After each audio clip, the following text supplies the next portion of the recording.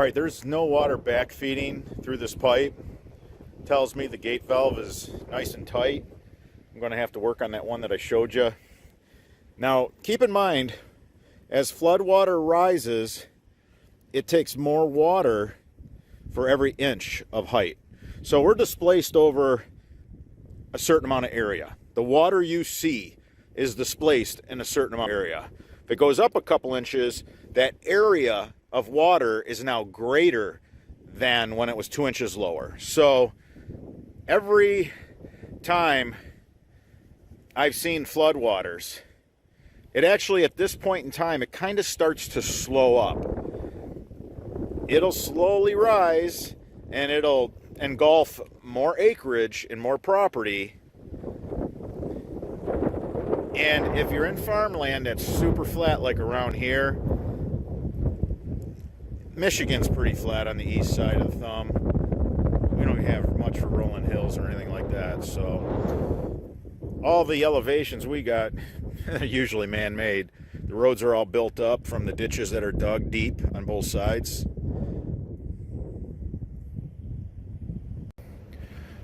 All right, it's still raining, and I know this area very well. We're close. We're close to the water jumping this road. We're really close. Now, I did something on that farm I've been showing you, because the water, when it would jump this road, would go through this property and flood out the farm. So I will show you what I did. Now you see, flood water, it has to, for every inch it goes higher, it has to displace over more area. So at this point, it's not rising as fast, but it is, and you can see that it's just swelling up. And with every inch of this very flat farmland, the water does displace over just thousands and thousands of acres. This is no lake. This is normally just a farm field.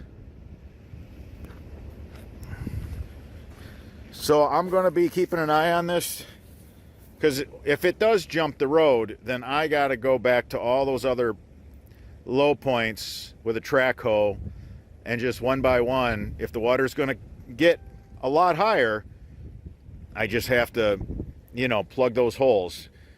Just add some more elevation to the ditch banks.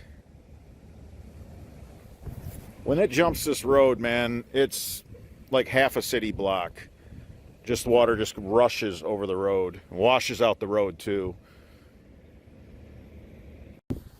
All right, so that's the road where the water is going to jump and flood. It used to be able to flood this farm. See what it... So you can't start berming until you're 15 feet in, is the ordinance. So you can't just do a berm right on the property line. So we're 15 feet in, and then we start some really, really high elevation. And I literally...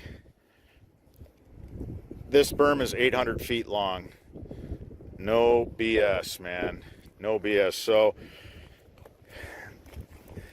that was one of the very first things on this property we did, because when the water would jump the road, it would flood the farm so fast. It was just, you're so helpless at a time like that. There's just nothing you can do but watch your farm flood.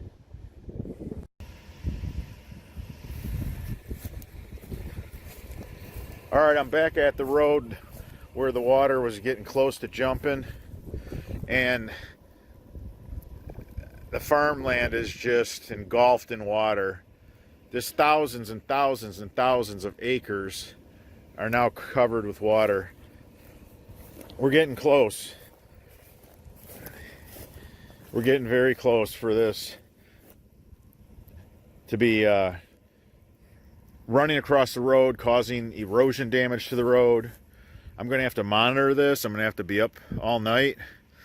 If this does jump the road, I have that 800-foot berm in place. So the south side of the farm is fine. I'll just have to make my rounds and see where I'm needed most. If there's a elevation that's just a little too low, I'll start slinging dirt. I'll jump in my track hoe and do whatever I have to do to make sure this farm doesn't flood. Okay, so here's that area that was just a lake, and there was water blanketed over just hundreds of acres over here, thousands of acres total, and you can see the water has receded now.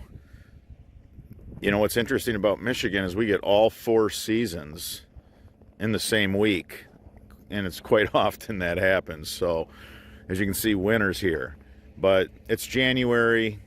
This was kind of the January thaw, and I was prepared for it to get worse. I do have work to do.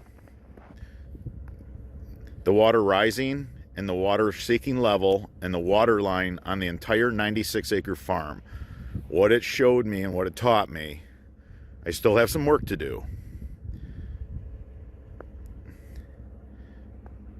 But as you can see, FDM versus Mother Nature. I got this one. I won this one. All right, we're going to take you on a drone flight again. This time I want to try to connect the dots for you. I want you to have a really good understanding for where we're at on the property.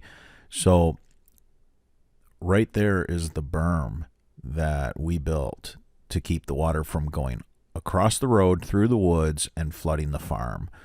We just dredged that pond. It was an existing pond. We just dredged it. You know, we just needed to, look at that water down in there. That's great. I mean, that's beautiful. So maybe it crossed the road last night. It's hard to say. We also had a fresh dusting of snow this morning. I've been monitoring this. You know, it's hard to sleep when you have a big project like this and you have to be keeping an eye on it through an event like this that I've waited months for. To be honest, this area hasn't seen this in a few years. There's one of those pipes that goes into a detention pond, and it has a hinged gate on it so that the water doesn't back up and flood the farm. So we got detention areas.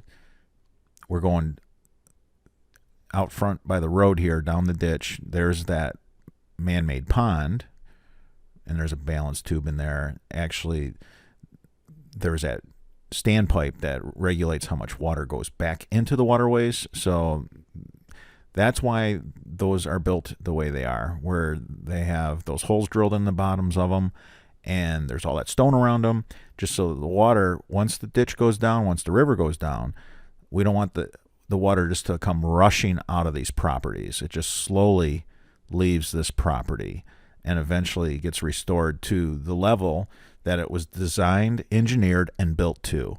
Remember that. That's key. So you can see that the river is going down. That bank right there was missing. We put about, 2,000 yards. We fixed that ditch bank. Water would breach this farm through there as well. We were plugging holes everywhere. There was just a lot of, attempts made at it, but nobody really saw it full circle. There's that detention pond on the north side of the property. There's the spruce stand that I reference all the time, and that is a berm between the detention pond and a ditch on the north boundary. There's that standpipe. That was letting a lot of water in, and I'm going to show you guys a little bit later why and what happened there. So the ditch is flooded, and I don't even care about the ditch. I just want to make sure that this little green belt or median with the spruce trees is high enough to where it keeps the water out.